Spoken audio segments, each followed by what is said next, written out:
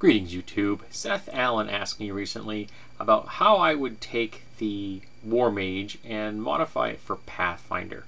Now, I gotta tell you, I remember reading the Warmage in the complete arcane, and I wasn't overwhelmed.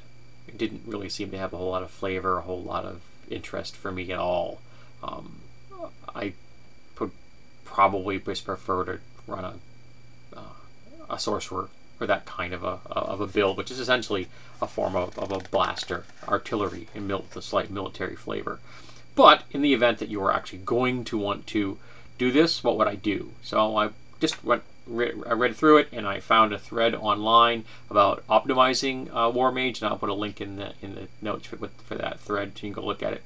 He does make a couple of valid points, though he does discuss a number of possible prestige classes. I'm not a huge fan of prestige classes. I prefer a 1 to 20 build. I like those better.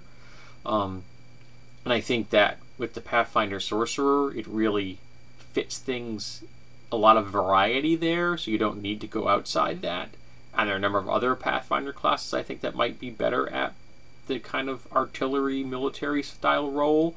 But if you wanted to port over the Warmage, how would I go about doing it? So I just looked at it, and this is what I think off the top of my head. You know, I haven't done a whole lot of pondering on this, just looked at the rules and thought, okay, I'd tweak this and that kind of thing. So first off, it is a arcane caster, got full 9 levels of casting.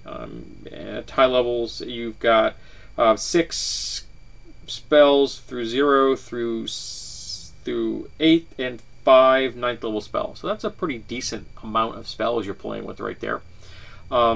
Spontaneous casting, which is kind of cool. I like that. There no alignment restrictions, and it is a D6 for your hit points. It's a half-bab class, so that makes sense.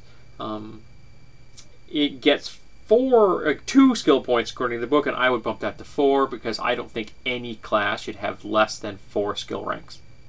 Ever. That is a personal house rule, and I would make it here too. I don't know why Pathfinder is afraid of skill ranks. I'm not.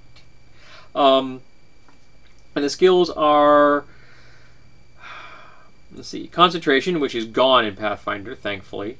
Craft, intimidate, knowledge, arcana, intelligence, knowledge, history, profession, and spellcraft. I don't know if I change that or not. If it's military based, I might throw ride in there because, you know, military people are probably gonna be on horses at some point. That kind of makes sense to me.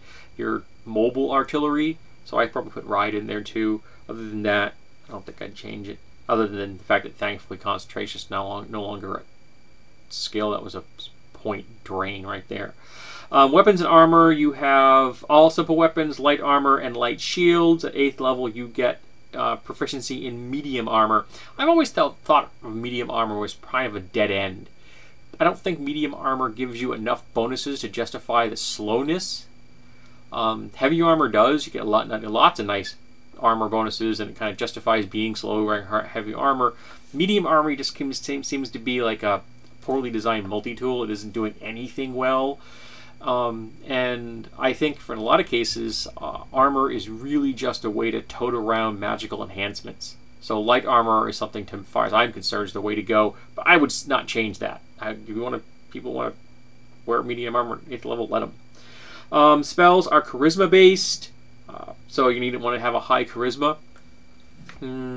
Armored mage gives you light. You can wear your light armor without penalty, which is, again, if you'd like to having light armor, go for it. You have something called the Warmage Edge. Now, the Warmage Edge means you get a bonus to damage for spells that deal damage. And you get a bonus equal to +1 for every intelligence bonus you get. So if you had a +3 intelligence bonus and you cast a fireball, it would be a +3 to that spell for everyone in the range. Now, it says a single spell can never gain this damage more than once per casting. For instance, a fireball deals extra damage to all creatures in the area infect. However, if a 3rd level Warmage casts a magic missile and produces 2 missiles, only one of them, of the Warmage's choices, gains the extra damage, even if both missiles are directed at the same target. If a spell deals damage for more than one round, it deals extra damage in each round.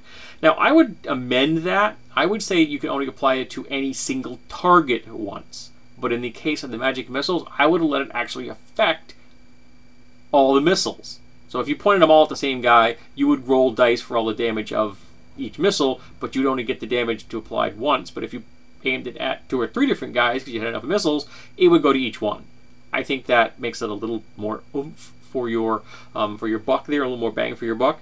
Also, with the guide I'm going to link to, makes a very valid point that because this applies to any damage-dealing spell, there are 0-level spells, like Splash, for example, and Acid, that if you had high enough intelligence bonus, you could be doing some consistent, solid damage with a 0-level spell.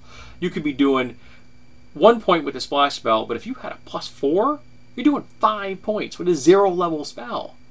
And that's nothing to sneeze at. Okay, under the right circumstances, that could save your bacon. And you get advanced learning at 3rd, 6th, 11th, and 16th level, which adds a new spell to your spell list. Once your spell is selected, forever added to the list, most likely. Yada, yada, yada. You get the point. You pick one spell and you're stuck with it forever. And then at 7th level, you get Sudden Empower.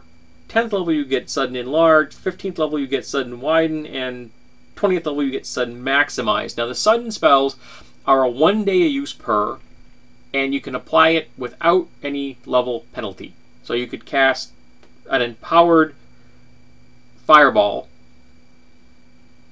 and it would give you the benefits of the power without changing the level of the spell. And you can use it once per day. I think that's a little limited. I think that's a feat in the book. I think it's just, I don't think it's worth it. I would change it to once per day +1 for every intelligence bonus. Again, kind of reinforcing off the fact that the War Mage is probably going to have an intelligence bonus because of their edges. Now, I would change the levels that these come at.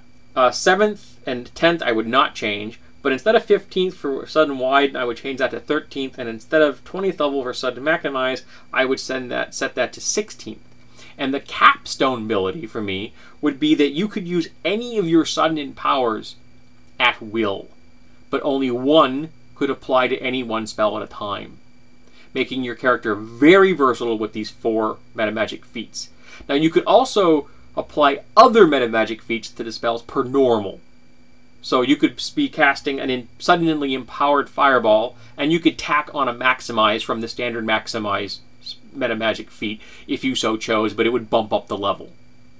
Again, it would apply, all the rules for metamagic feats would apply for everything other than the sudden one that you've got there. And again, you could only have one sudden metamagic feat applied to any single spell you were casting. And I think that makes the War Mage a more versatile piece of artillery, giving them the ability to change and adapt to what's going on in the battlefield in front of them. Pardon me, Mandarin, I apologize. So now the downside to this is that you are a mad class. You have to have, if you're going to play this to 20th level, you have to have a 19 charisma. You've got to. And that's got to be actual stats. You don't want to be relying on an item to have that. But the intelligence bonus, you could probably get away with having a decent intelligence, but having items that boost that, because if you lose the items, you're still going to be able to cast all your spells. That's your edges, and the number of times you can cast your sudden spells, your sudden metamagic feats rather, would change until you hit 20th level. And of course, you're probably going to want some dex, because you're wearing light armor, and some con, because you may be getting into battle. But if you're smart, you're playing a glass cannon. And the guide I'm going to be linking to talks about being versatile, because they say, rightfully so, your standard sorcerer probably does a blaster better. And I think that when it comes to pure artillery, I think the warlock from 3.5 is a better piece of artillery as well, especially if you have the one in invocation that goes out to 250 feet. I think that's quite functional for most combat you're going to find in D&D. Yes, it's not true artillery ranges, but how often do we actually deal in artillery ranges in your average fantasy game? Any fantasy game. It's not often. So that's kind of what I would do with the Warmage. Again, I haven't done an in-depth analysis of this. This is just kind of what I'm doing off the top of my head because Seth asked me to. But I'd be interested in hearing your thoughts on this topic. What would you do with the Warmage? Or do you think that there are other classes in Pathfinder that fit the bill and you don't need the Warmage? The Warmage which made superfluous by fill in the blank. Or can you, again, a sorcerer with this path, you know, this bloodline, and with these feat choices makes the Warmage superfluous for this reason. That kind of thing. So I'd be interested in hearing what you have to say.